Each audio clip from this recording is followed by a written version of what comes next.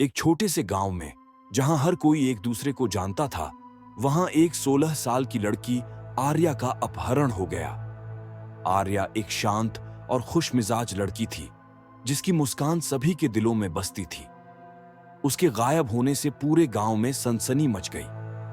Police ने हर संभव प्रयास किया, लेकिन महीनों तक उसकी कोई खबर नहीं मिली। गांव वाले धीरे धीरे मानने लगे थे कि आर्या शायद कभी वापस नहीं आएगी। 6 महीने बाद एक ठंडी और अंधेरी रात में आर्या अचानक अपने घर लौट आई। उसकी मां सुजाता और पिता राकेश उसे देखकर चौंक गए। वह कमजोर और थकी हुई लग रही थी, लेकिन उसकी आंखों में एक अजीब सा भाव था, जैसे वह कुछ छिपा रही हो। आर्या, तुम कहाँ थी? सुजाता ने उसे गले लगाते हुए पूछा, लेकिन आर्या कुछ नहीं बोली, बस चुपचाप बैठ गई। राकेश ने तुरंत डॉक्टर को बुलाया। डॉक्टर ने उसकी जांच की और कहा कि वह शारीरिक रूप से ठीक है, लेकिन मानसिक रूप से सदमे में है। आर्या के लौटने के बाद घर में अजीब अजीब घटनाएं होने लगीं। कभी किचन में रखा दूध अपने आप गिर जाता, कभी दरवाजे बिना हवा के खुलने और बंद होने लगते। आर्या के कमरे से अक्सर रात में फुसफुसाने की आवाजें आती, लेकिन जब कोई अंदर जाता तो वहां कोई नहीं होता। सुजाता ने सोचा कि यह सब उनकी कल्पना हो सकती है, लेकिन फिर एक रात कुछ ऐसा हुआ जिससे उनका शक यकीन में बदल गया। उस रात सुजाता को लगा कि कोई उनके कमरे के बाहर खड़ा है।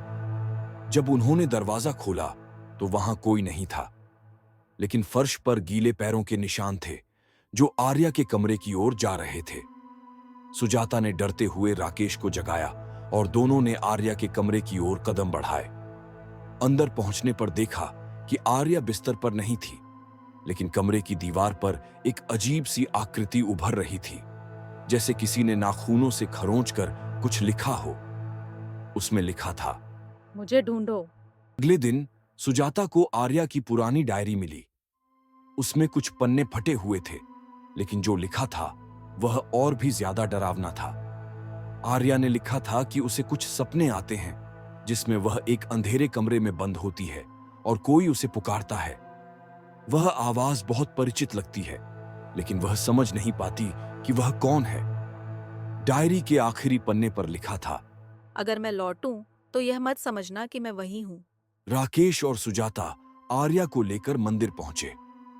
वहां के पुजारी ने उन्हें बताया कि यह लड़की आर्या नहीं है। ये सिर्फ उसका शरीर है। उसकी आत्मा अभी भी उस जगह फंसी हुई है जहां से इसे लाया गया है। पुजारी ने कहा। आर्या, जो अब तक शांत थी, अचानक गुस्से से चिल्लाने लगी।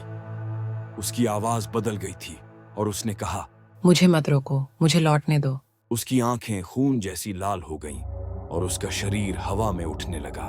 पुजारी ने कहा कि आर्या का अपहरण एक तांत्रिक ने किया था, जो उसकी आत्मा का इस्तेमाल एक खतरनाक अनुष्ठान के लिए करना चाहता था।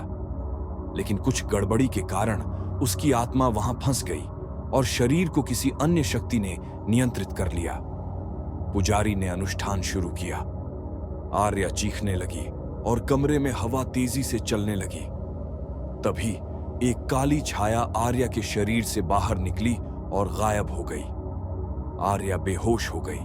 जब आर्या को होश आया तो उसने बताया कि वह महीनों तक एक अंधेरी जगह पर बंद थी, जहां उसे लगातार दर्द सहना पड़ा, लेकिन अब वह पूरी तरह से सुरक्षित महसूस कर रही थी।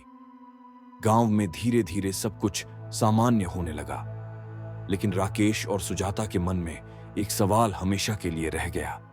क्या वह वास्तव में उनकी बेटी थी या फिर कोई और?